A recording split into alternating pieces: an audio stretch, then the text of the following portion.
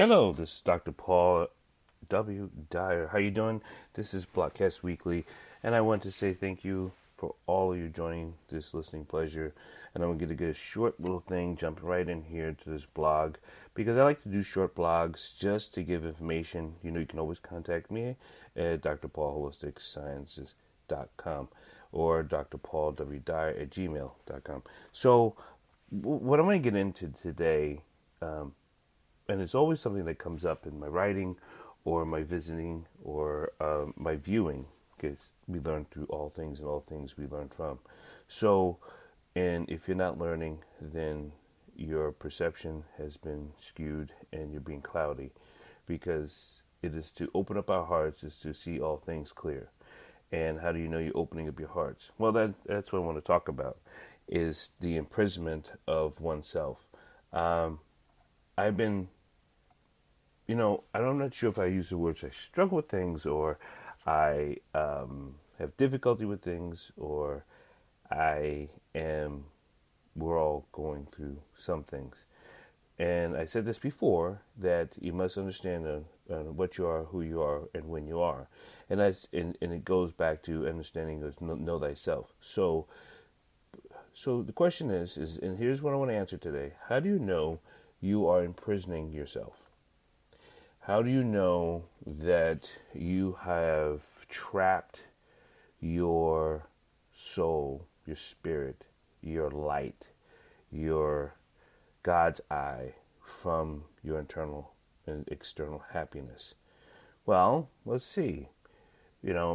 We've talked about this. If you listen to Bridges Live with my daughter Hope, and we've talked about this on my other shows, is that my family has been through, my kids, but all my family and friends and people I've known has struggled with different things, whether it be clinical depression, or different causes has caused depression. So let's give kudos to what depression can be. Depression can be chemically, and there's no way for you to understand if you have chemical depression over non-chemical depression, right?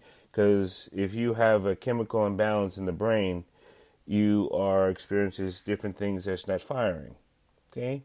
And those disorders can create anxiety and depression, right? The different serotonin levels not being balanced, so you're not sleeping well, or so there's different ways to figure out if you're clinically depressed. But before I always get into, I'm not talking bad about medication at all. Let's take out some variables before we get into that, and get into the because you can have the numbness, irritability, the restlessness, the distracting yourself from others, and just feeling like you're not loved or you cannot love. Okay, that may not have anything to do with chemicals. It could just be what you have entrapped your soul to be, or what your soul has been trapped to be. For instance, if someone had been traumatized as a young person, and it doesn't matter what age it is, once you've been traumatized, your body gets trapped into that state of trauma. Just that's what happens. So if you've been assaulted for whatever reason, emotionally, your mind and your soul gets trapped into that area of time. Why? Because that's the safest place. So it finds itself a comfort in that solitude of before it happened. So the mind blocks itself off and runs into the safe house, the safe place, the safe of being protected. So in that becomes a very difficult for the mind and the soul and the spirit to ever leave. Now the mind will leave, but the soul and the spirit will be trapped there, be trapped in there, and then it'll be hard for you to find joy. Now other people can find joy, and relinquishing their life to the higher power, higher spiritual power. and that it does. It helps. It's a beautiful thing. You still may not know why you were trapped. Do you need to know? I think you do. I mean, it's my own personal thing. I think you need to understand why you were trapped. Now, for you to get the help you need, you can then relinquish your power to your higher power, God, and that is the Savior of all things and the Creator of all things. But prior to that, it's your definition of death that's also causing your trappedness. You have your joy has been killed, and there's a resurrection that can happen. Finding the strength to go back and save that trauma person that's inside your body, that is trapped inside your body, and therein lies what I'm going to talk about today, is the imprisonment of oneself. When you find yourself hard to breathe, hard to live, hard to find joy, hard to see any joy in anything you have done, and only thing you have done is caused regret. In those words you're using that are all most negative, and very few, if any at all, positive or happy words. Now, I'm not talking about running around here being a court jester and being giddy. I'm talking about the words you use can tell you how trapped you are. The way you see things, in the first few words you recognize are negative. I would almost have to say it's been negative for a very long time. So the first thing you can think of if you see something, you say, oh man, what a horrible accident.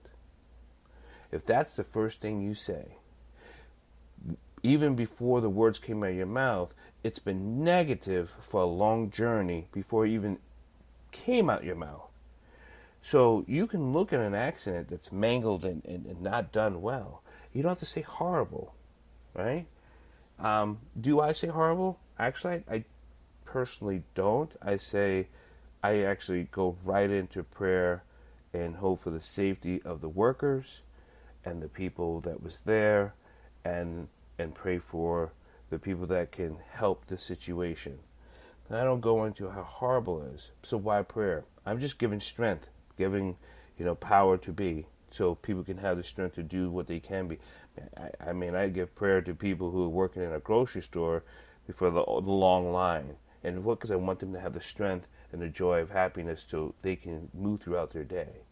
So it's having prayer doesn't mean that it's always a negative thing. You can pray even when things are good.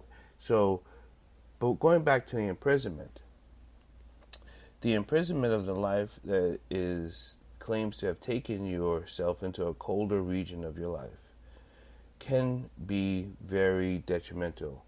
And what the things that you can help to find out if you're in prison is to find out where you are hiding yourself.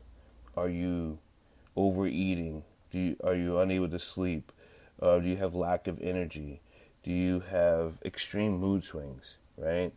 Are you trying to numb yourself? Now, these are just, are you having a bad relationship, not only with yourself, because that's easy, but are you having a difficult relationship with someone else? And it's not just a one person, it's a multitude of person. Are you finding yourself very agitated? Now, these things are triggering that you are in prison of yourself. You are. You have trapped your spirit and your soul. Under the influence of the earthly laws, your body is your own, but yet your spirit and your soul belongs to joy and happiness and forever glory. And trapping that will only create sickness in your body. If this helps you understand, to you to find out if you're trapped, if you're sick, good. Because now it's time to put in the work. Now it's time to learn the sacred practice.